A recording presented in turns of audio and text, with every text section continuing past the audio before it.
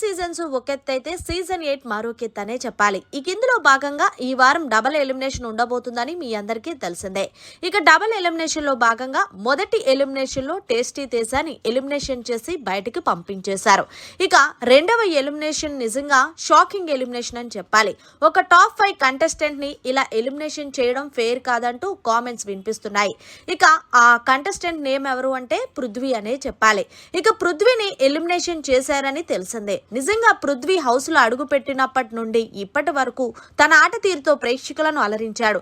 అంతేకాకుండా హౌస్ లో చాలా జెన్యున్ గా ఉన్న సందర్భాలు చూసాము. మరి పృథ్వీని ఎందుకు ఎలిమినేషన్ చేశారు అంటూ క్వశ్చన్ అయితే వస్తుంది.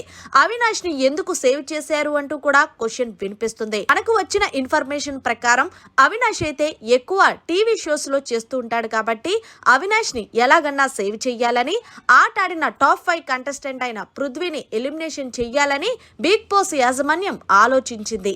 అందుకే బహుశా టాప్ 5 కంటెస్టెంట్ ని పృథ్వీని ఇలా ఎలిమినేషన్ చేయడం కరెక్ట్ కాదంటున్నారు. ఎందుకంటే పృథ్వీ చాలా బాగా గేమ్ ఆడాడు. అంతేకాకుండా ఎక్కడ గివ్ అప్ ఇవ్వలేదు. ముఖ్యంగా నిఖిల్ తో ఉండే బాండింగ్ అయితే నెక్స్ట్ లెవెల్ అనిపించింది. హౌస్ లో ఉన్న కంటెస్టెంట్స్ అందరూ కూడా జెన్యున్ గా ఉండేవారు కాదు. ఓన్లీ పృథ్వీ మాత్రమే చాలా జెన్యున్ గా ఉండేవాడు. ఏదేమైనా సరే టాప్ 5 లో ఉండాల్సిన కంటెస్టెంట్ ని ఇలా ఎలిమినేషన్ చెయ్యడం ఎంతవరకు కరెక్ట్ అంటూ దుమ్ము దులిపేస్తున్నారు కామెంట్స్. అంతేకాకుండా పృథ్వీని ఎలిమినేషన్ చేయడానికి మరొక రీజన్ ఉంది. ఏంటి అంటే గనక పృథ్వీ, నిఖిల్, యష్మి, ప్రేరణ వీళ్ళ నలుగురు కూడా మంచి ఫ్రెండ్స్. అయితే వీళ్ళకి కన్నడ బ్యాచ్ అని ట్యాగ్ లైన్ పెట్టారు.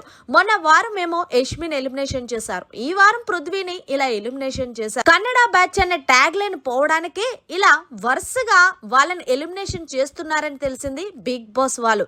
ఏదేమైనా సరే పృథ్వీ ఎలిమినేషన్ అయితే అన్ఫైర్ అని అంటున్నారు. మరి మీ దృష్టిలో పృథ్వీ ఎలిమినేషన్ ఫెయిర్ అనుకుంటున్నారా, అన్ఫెయిర్ అనుకుంటున్నారా అనేది కామెంట్ చేయండి. అలాగే పృథ్వీ కన్నా తక్కువ ఓట్లు పడిన అవినాష్ ని ఎందుకు సేవ్ చేశారనేది కూడా క్వశ్చన్ చేస్తున్నారు. మరిన్ని లేటెస్ట్ లైవ్ అప్డేట్స్ కోసం చూస్తూనే ఉండండి మన